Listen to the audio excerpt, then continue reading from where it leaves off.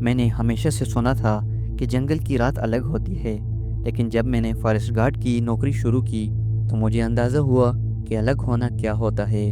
جنگل میں ہر درخت کی اپنی کہانی ہوتی ہے، اور ہر سائے میں ایک راز چھپا ہوتا ہے، اور ہر آہٹ کچھ نہ کچھ ضرور کہتی ہے۔ میرا نام عادل ہے، اور میں پچھلے 3 سالوں سے ایک دور دراز جنگل میں بطور فارسٹ گارڈ تعینات ہوں۔ میرا کام تھا کہ جنگل کی حدود میں غیر قانونی شکار اور درختوں کی کٹائی کو روکا جائے، مگر یہ کام اتنا سیدھا نہیں جتنا لگتا ہے۔ کچھ راتیں ایسی ہوتی ہیں جن میں کچھ اور بھی ہوتا ہے، جو انسانی حواس کی گرفت میں نہیں آتا۔ یہ کہانی تب شروع ہوتی ہے جب میرے سینئر رشید صاحب اچانک استعفیٰ دے کر چلے گئے۔ کسی کو کچھ نہیں بتایا، بس ایک رات اپنا سامان اٹھایا اور غائب ہو گئے۔ مجھے ان کے جانے کی اطلاع اگلی صبح ملی، جب ان کے کمرے میں صرف ایک نوٹ پڑا ملا، جس پر لکھا ہوا تھا کہ یہاں کچھ ہے جو ہمیں دیکھ رہا ہے، جو انتظار کر رہا ہے، مت رکنا، چلے جاؤ۔ میں نے ہنستے ہوئے اسے ایک مذاق سمجھا، پر وہ بات میرے ذہن سے نہ نکلی۔ انتظار کر رہا ہے، آخر کون، کس چیز کا انتظار؟ میرا اسٹیشن جنگل کے بیچوں بیچ تھا، جہاں ایک لکڑی کا کیبن میرا ٹھکانہ تھا۔ ایک رات جب میں معمول کے گشت پر نکلا تو جنگل میں ایک عجیب خاموشی تھی۔ عام طور پر جھینگروں کی آواز، پرندوں کے پروں کی سرسراہٹ، کہیں دور کسی جانور کی آواز سنائی دیتی تھی، مگر اس رات مکمل سکوت تھا، جسے پورا جنگل دم سادے کسی چیز کا انتظار کر رہا ہو۔ پھر میں نے وہ چیز دیکھی۔ تقریباً 50 فٹ دور ایک درخت کے پیچھے کوئی کھڑا تھا۔ سائے میں ہونے کے باوجود مجھے ایک لمحے کے لیے لگا جیسے وہ مجھے دیکھ رہا ہو۔ میں نے ٹارچ کی روشنی اس پر ڈالی، مگر وہاں کچھ نہیں تھا۔ میرے رونگٹے کھڑے ہو گئے۔ میں نے خود سے سوال کیا کہ کیا یہ میرا وہم تھا؟ اسی لمحے میرے واکی ٹاکی سے ایک بے حد مدھم سرگوشی گونجی، یہاں سے چلے جاؤ۔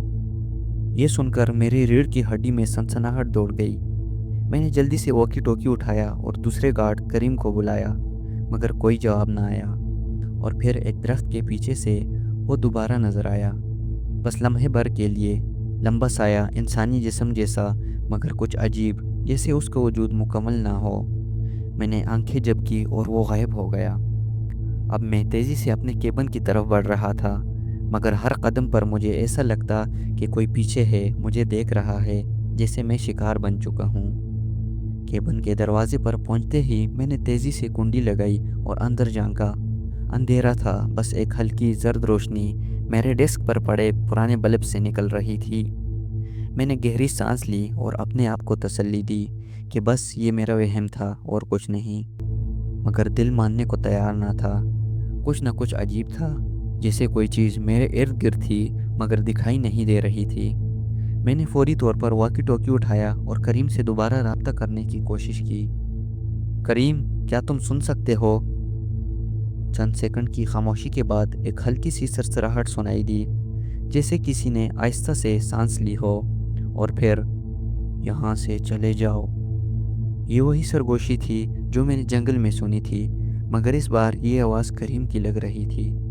یہ آواز سن کر میرے ہاتھ سے واکی ٹوکی تقریباً چھوٹ گیا اور میرے رونگٹے کھڑے ہو گئے کہ یہ کریم کی آواز تھی، مگر یہ اتنی عجیب کیوں تھی؟ میں نے ہمت کر کے دوبارہ پوچھا، کریم، کیا تم مذاق کر رہے ہو؟ تم کہاں ہو؟ جواب میں بس ایک غیر انسانی گہری سانس سنائی دی، جیسے کوئی بہت قریب آ کر میرے کان میں سانس لے رہا ہو۔ مجھے لگا جیسے کیبن کی دیواریں مجھ پر تنگ ہو رہی ہیں۔ میں نے جلدی سے کھڑکی سے باہر جھانکا۔ جنگل ساکت تھا، درخت ایک بھی جنبش نہیں کر رہے تھے، لیکن ایک درخت کے نیچے دھندلے چاند کی روشنی میں کوئی کھڑا تھا۔ یہ وہی سایہ تھا، مگر اس بار وہ واضح تھا۔ وہ بہت لمبا تھا، عام آدمی سے بھی لمبا، اور اس کا چہرہ نظر نہیں آ رہا تھا، مگر اس کے کھڑے ہونے کا اندازہ کچھ ایسا تھا جیسے وہ مجھے دیکھ رہا ہو، جیسے وہ جانتا ہو کہ میں اس کی موجودگی محسوس کر چکا ہوں۔ پھر وہ حرکت کرنے لگا۔ نہیں، وہ چل نہیں رہا تھا، جیسے دھند میں تحلیل ہو رہا ہو۔ ایک لمحے کے لیے صاف دکھائی دیتا، پھر مدھم ہو جاتا۔ میں سوچنے لگا کہ یہ انسان نہیں ہو سکتا، اور پھر میرے کانوں میں دوبارہ وہی سرگوشی گونجی، یہاں سے چلے جاؤ عادل۔ میں نے لرزتے ہاتھوں سے دراز کھولا اور اپنی بندوق نکالی۔ یہ جو بھی تھا، اب یہ کھیل ختم ہونے والا تھا۔ میرے ہاتھ بندوق کی نال پر سختی سے جمے ہوئے تھے مگر انگلی ٹریگر پر نہیں گئی۔ میں نے بندوق کو بس اپنی تسلی کے لیے اٹھایا تھا، کیونکہ دل کے کسی کونے میں مجھے معلوم تھا کہ یہ کسی عام چیز کا معاملہ نہیں ہے۔ کھڑکی سے باہر وہ سایہ اب نظر نہیں آ رہا تھا، مگر مجھے ایسا محسوس ہو رہا تھا جیسے وہ کہیں نہ کہیں اندھیرے میں چھپا مجھے دیکھ رہا ہو۔ میں نے ہلکی سی سانس لی اور اپنی سوچوں کو مجتمع کیا کہ اگر یہ حقیقت میں کوئی درندہ ہوتا تو اب تک حملہ کر چکا ہوتا، مگر یہ بس مجھے ڈرا رہا ہے، اور آخر کیوں ڈرا رہا ہے؟ اسی لمحے دروازے پر ایک ہلکی سی دستک ہوئی۔ میرا دل ایک لمحے کے لیے رک سا گیا کہ یہ کون ہو سکتا ہے جنگل کے بیچوں بیچ اور رات کے اس پہر۔ میں نے جھجکتے ہوئے دروازے کی طرف قدم بڑھایا اور کان لگا کر سنا۔ باہر مکمل خاموشی تھی۔ میں نے آہستہ سے پوچھا، کون ہے؟ لیکن کوئی جواب نہیں آیا، اور پھر دوبارہ وہی دستک ہوئی، مگر اس بار دروازے کے نچلے حصے سے جیسے کسی نے ناخن پھیرا ہو۔ ایک عجیب سی کپ کپی میری ریڑھ کی ہڈی میں دوڑ گئی کہ یہ کچھ اور ہے، یہ کوئی انسان نہیں ہو سکتا۔ میری پیشانی پر پسینہ آ چکا تھا۔ میں نے دروازے کے نیچے سے دیکھنے کی کوشش کی، مگر وہاں صرف اندھیرا تھا، جیسے کوئی دروازے کے سامنے کھڑا ہو مگر سایہ بھی نہ ڈال رہا ہو۔ پھر ایک ہلکی سی سرگوشی سنائی دی، مگر اس بار زیادہ واضح، زیادہ بھیانک۔ دروازہ کھولو عادل۔ یہ سن کر میرا دماغ سن ہو گیا۔ یہ آواز، یہ میری ہی اپنی آواز تھی۔ یہ سن کر میں پیچھے ہٹ گیا، ہاتھ میں پکڑی بندوق لرزنے لگی۔ میں سوچنے لگا کہ یہ کوئی میرا مذاق اڑا رہا ہے یا کچھ اور ہے۔ مجھے اچانک ایک خیال آیا کہ کریم کی چوکی میرے کیبن سے کچھ ہی فاصلے پر تھی۔ اگر میں وہاں پہنچ جاؤں تو کم از کم اکیلا نہ رہوں گا۔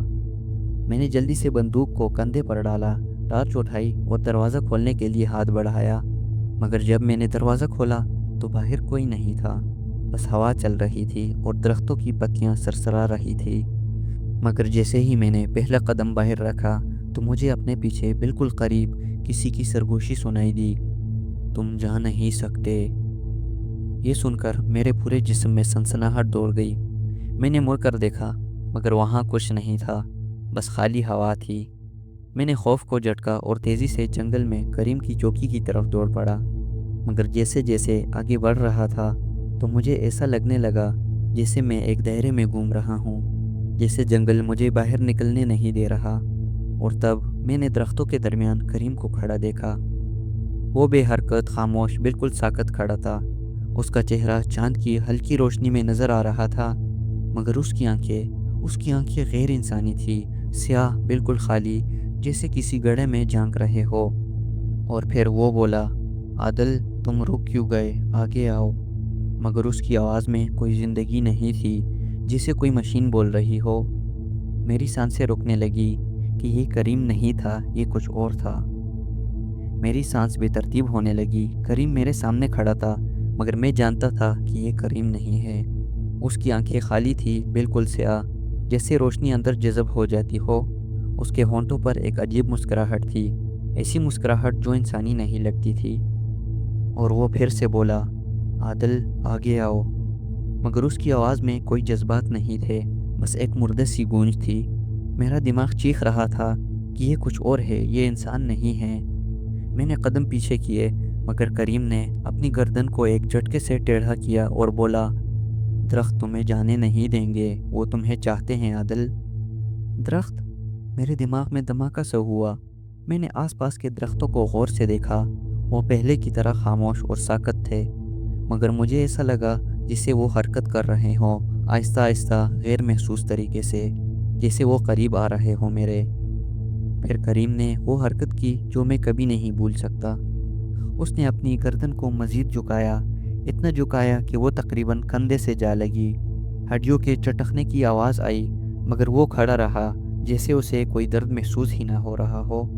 اور وہ پھر سرگوشی میں بولا، یہ جگہ تمہاری قبر بننے والی ہے عادل۔ میرے اندر ایک جرجری سی دوڑ گئی اور میں سوچنے لگا کہ یہ یہاں سے نکلنے کا وقت ہے۔ میں نے بندوق سیدھی کی اور کریم پر نشانہ لیا، مگر میرے ہاتھ کانپ رہے تھے۔ میں جانتا تھا کہ یہ کوئی انسان نہیں ہے، مگر پھر بھی کیا میں واقعی فائر کر سکتا تھا؟ پھر کریم نے ایک قدم آگے بڑھایا۔ मैं चीखा, रुको, मगर वो आगे बढ़ता रहा। मेरे पास कोई और रास्ता नहीं था। मैंने गोली चला दी। गोली सीधी करीम के सीने में लगी, मगर वो गिरा नहीं।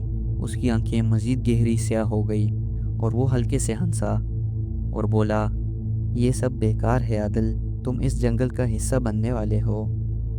फिर अचानक ही जंगल जिंदा होने लगा। दरख्तों की शाखें आपस में उलझने लगी, पत्ते सरसरा रहे थे और ज़मीन हिलने लगी, जैसे कुछ नीचे से बाहर निकलने वाला हो, जैसे कुछ जाग गया हो। और फिर मेरे पैरों के नीचे ज़मीन हल्की सी खिसकी। मैंने नीचे देखा और मेरा खून जम गया।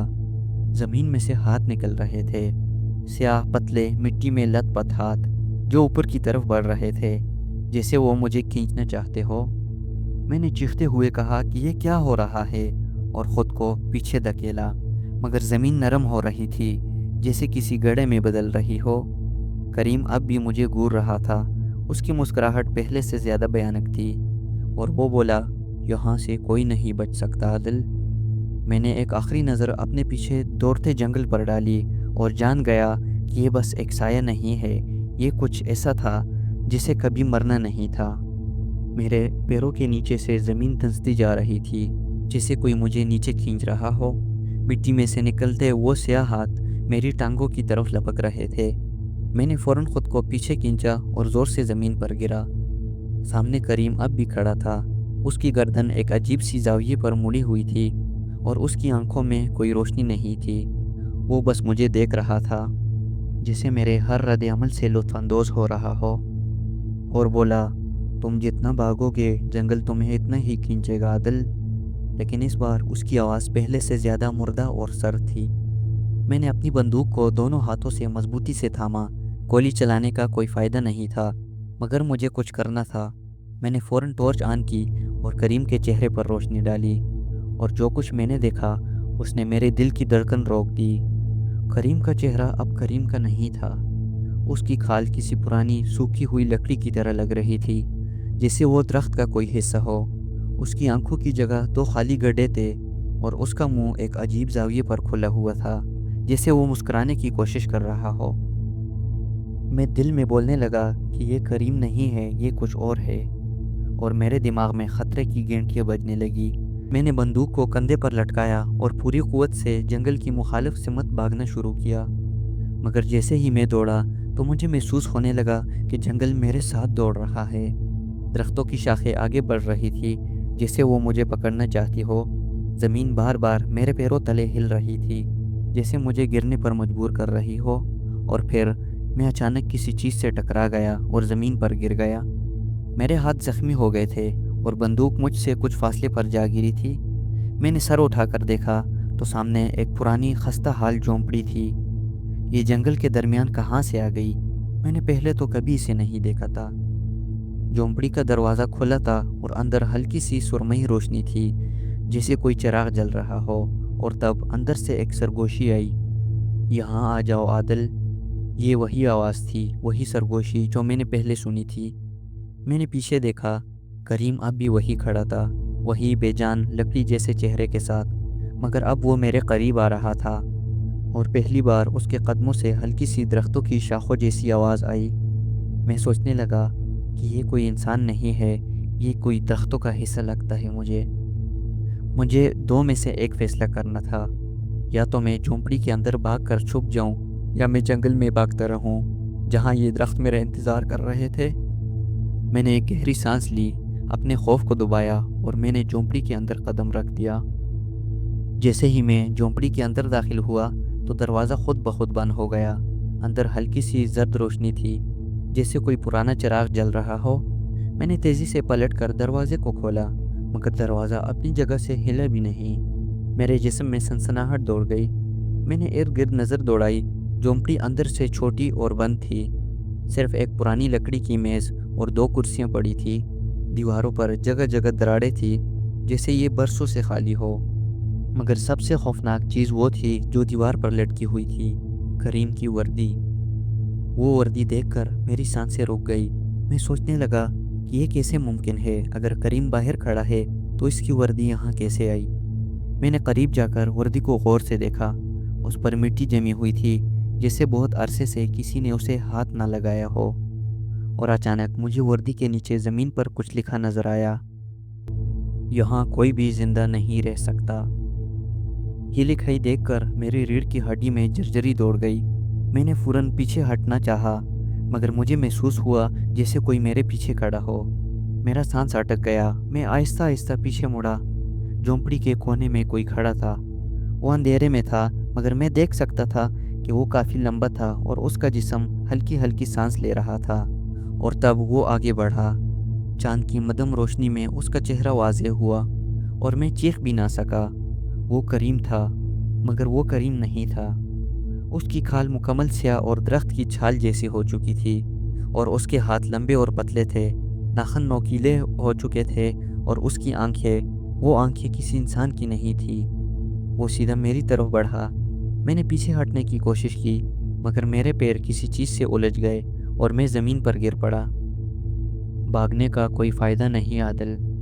ये वही आवाज़ थी, मगर अब वो करीम के मुंह से निकल रही थी, तुम भी हमारा हिस्सा बनने वाले हो। और फिर अचानक झोंपड़ी की खिड़की के बाहर से एक रोशनी चमकी।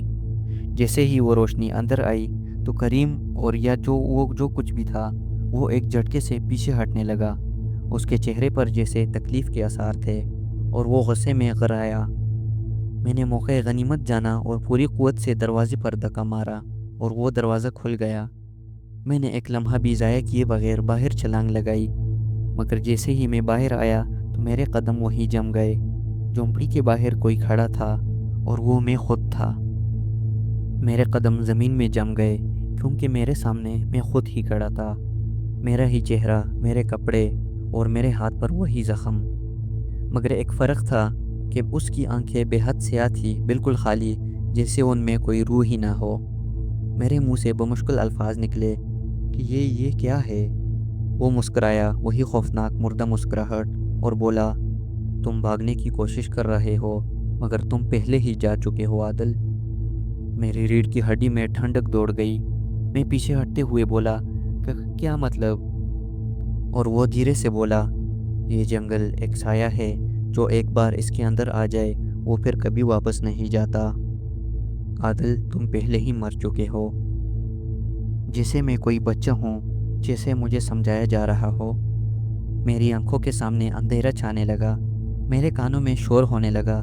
जंगल के दरख्त सरसरा रहे थे, जैसे वो मुझ पर हंस रहे हो। मैंने खुद को यकीन दिलाने की कोशिश की कि नहीं, ये मुमकिन नहीं है। मैंने फ़ौरन पीछे मुड़कर झोंपड़ी की तरफ देखा। वो खाली थी। दरवाज़ा आधा टूटा हुआ था, जैसे कई सालों से किसी ने उसे हाथ ना लगाया हो। मैं सोचने लगा कि ये सब मेरे साथ क्या हो रहा है। मेरी सांस फूल रही थी। मैंने फ़ौरन अपनी बंदूक संभाली और सामने खड़े उस दूसरे आदिल पर तान ली। मैं चिल्लाया, तुम कौन हो? वो मुस्कुराया, मैं तुम हूँ और तुम में हूँ। अचानक जंगल में सरगोशियाँ गूंजने लगी, वही खौफनाक सरगोशियाँ जो पहले भी मैंने सुनी थी। ये मत भूलो, ये जंगल किसी को जाने नहीं देता। ये जंगल अपने मुहाफ़िज़ खुद चुनता है। अचानक मेरी आंखों के आगे सब कुछ घूमने लगा। ज़मीन मेरी गिरफ्त से निकल रही थी, और मैंने महसूस किया कि जैसे मैं नीचे गिर रहा हूँ। मैंने चीख मारी, नहीं। जब मैंने आंखें खोली तो मैं जंगल में खड़ा था, मगर सब कुछ बदल चुका था। मेरी वर्दी पर मिट्टी जमी हुई थी, जैसे मैं बरसों से यहाँ हूँ, और मेरी जिल्द खुरदरी और सख्त हो चुकी थी, जैसे दरख्त की छाल। और सबसे खौफनाक बात कि मेरे हाथों की उंगलियां आहिस्ता आहिस्ता लंबी और नोकीली हो रही थी। मुझे एहसास हुआ कि मैं अब इस जंगल का एक हिस्सा बन चुका था। मैं अब जंगलाती मुहाफ़िज़ बन चुका था। दोस्तों, ये थी हमारी आज की हॉरर स्टोरी। आपको हमारी स्टोरी कैसे लगी कमेंट वाले सेक्शन में लाजमी बताएं, और वीडियो को लाइक करके चैनल को सब्सक्राइब करना बिल्कुल भी ना भूलिएगा। तो मिलते हैं एक नई हॉरर स्टोरी में। तब तक के लिए अल्लाह हाफिज़।